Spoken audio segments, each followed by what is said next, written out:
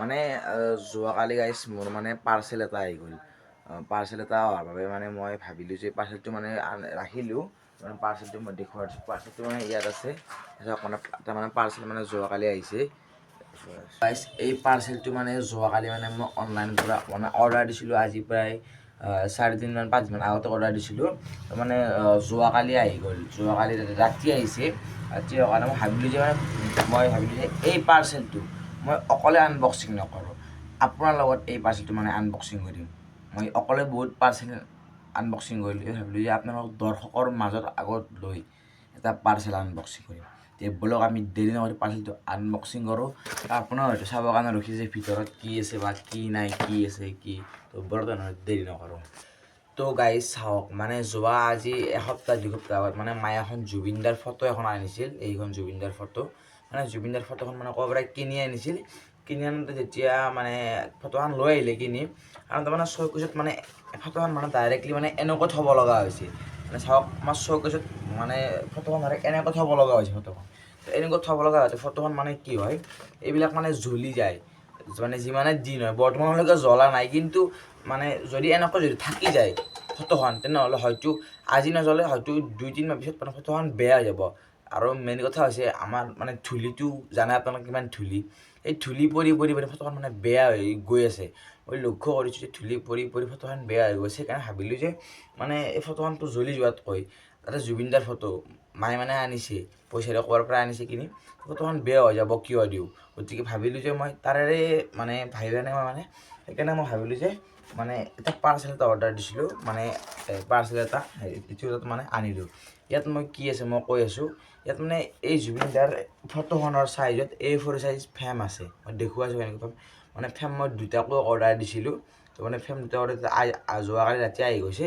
তেনেহ'লে আজি ব'লক আপোনালোকৰ মাজত মই দেখুৱাওঁ মানে পাৰ্চেল আনবক্সিং কেনেকৈ কৰোঁ আৰু কেনেকৈ কি কৰোঁ জুবিনদাৰ ফটোখন ব'লক দেৰি নকৰোঁ। তো প্ৰথমতে মই মাইকটো ইয়াত থৈ লৈছোঁ গাইছ। মানে কাটি দিছোঁ এইবিলাক গাইছ। মানে টেপটো এৰাই দিছোঁ। টেপটো মানে এৰাই লৈ লৈছোঁ। তো গাইছ ফ্ৰেমখন মই ভিতৰত দেখুৱাই আছোঁ। তো গাইছ মানে গাইছ আহি গৈছে ফ্ৰেম 2টা। মানে 2টা A4 সাইজ ফ্রেম হয় গাইস, A4 সাইজ ফ্রেম। চাওক A4 সাইজ ফ্রেম, চাওক গাইস ফ্রেমগুলো চাওক। তো মানে ফ্রেম দুটা আপোনাক ভালকৈ দেখুৱাই দিছোঁ। মানে ফ্ৰেম দুটা আমাৰ মেইন কাৰণ হৈছে এই ফটোখন বেয়া হৈ যায়, জ্বলি যায় মই ফ্রেম দুটা আনিব লগা হৈছে। মানে ফ্রেম দুটা নহ'লে মই ফ্রেম দুটা নানিলোঁ হয়। তো যদিকে জুবিনদাৰ ফটো এখন ঘৰত থাকিব লাগেও, সেইবাবে মানে মই মানে ফ্ৰেম দুটা অৰ্ডাৰ দিলোঁ, নহ'লে মই নিদিলোঁ হয়। জুবিনদাৰ ন, তো ব'লক ফ্ৰেমটো ইয়াত আমি ফিক্স কৰি দিওঁ ব'লক।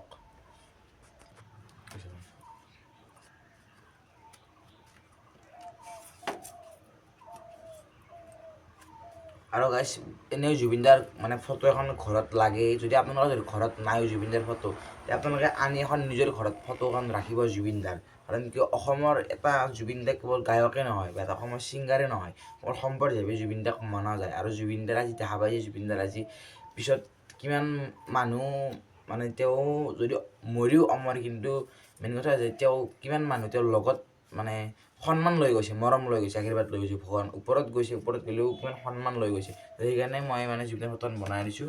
এতিয়া চাওক, এতিয়া মানে ফ্ৰেম লগাই দিছোঁ। এতিয়া এই ফ্ৰেম গাইছে কি ধুনীয়া হৈছে। এতিয়া মানে ফ্ৰেমটো লগোৱাৰ পৰা এই এটা ভাল হৈছে যে মানে ফটোখন মানে প্ৰটেকশ্যন হৈ থাকিব এটা, বা ধূলি বালিৰ পৰা বা কিবাৰ পৰা প্ৰটেকশ্যন হ'ব। নৰ্মেলি মানে ফটোখন দিলে মানে জ্বলি যায়, কিন্তু এনেকৈ আলো থৈ দিব পাৰে। আৰু এইফালে মানে সেই দিছে গজাল, মানে গাঁঠি টাইপত দিছে আৰু আলো থৈ কথা নাই, টেনশ্যন নাই। এইভাবে অৰ্ডাৰ দিছোঁ। আৰু এটা ফ্ৰেম আছে, এইটো ফ্ৰেম ৰ'ল বাৰু। এইটো ফ্ৰেম মই কেতিয়াবা ফটো আনিলে জুবিনদাৰ ভগৱানৰ ফটো আনি এই ফ্ৰেমটোত লগাই দিম। তাৰে আজি পাৰ্চেলেৰে আনবক্সিঙৰ ভিডিঅ' আজি আপোনালোকক দেখুৱালোঁ মাজত। এতিয়া ফাইনেলি জুবিনদাৰ ফটোখন চাই লওক এবাৰ, জুবিনদাৰ ফটো।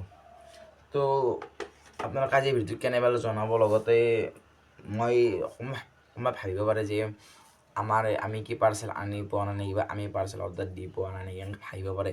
কিন্তু চাওক, মই সেইটো এটা নহয়, মই সেইটো এটা কোৱা নাই। মই ভাবিলোঁ যে আপোনালোকৰ লগতো শ্বেয়াৰ কৰোঁ, পাৰ্চেল এটা আনবক্সিং কৰিছোঁ, আপোনালোকৰ লগত চাওক মইতো ব্লগত বেলেগ বস্তু দেখুৱাই থাকোঁ, কিন্তু এইটো আৰু গাইছ এতিয়াহে আমাৰ জুবিনদাৰ ফটোখন কিবা অলপ ভাল লাগিছে। আগতে মানে কেনেকুৱা হৈছিল যে এতিয়া চাওক কেনেকুৱা হৈছে। আৰু জুবিনদাৰ ইয়াত মানে গীটাৰ লৈ থকা এটা মানে মঞ্চত তেওঁৰ মানে ফটোটো প্ৰিণ্ট কৰি অনা গৈছে। চাওক ফটো কি ধুনীয়া লগা হৈছে ফটোখন গাইছ, বহুত ধুনীয়া লগা হৈছে ফটোখন, ভাল লগা হৈছে। এতিয়া মানে এনেকুৱা আলৈ থৈ দিম আৰু তেতিয়া ভাল লাগিব, এই ঘৰৰ ৰুমত এতিয়া ভাল লাগিছে ফটোখন। সেইকাৰণে মানে ফেমিলিক মই অৰ্ডাৰ দিছিলোঁ, কিন্তু চাওক আমাৰ মনত এনে ৱেষ্ট ভিডিঅ', কিন্তু সেইটো নহয়।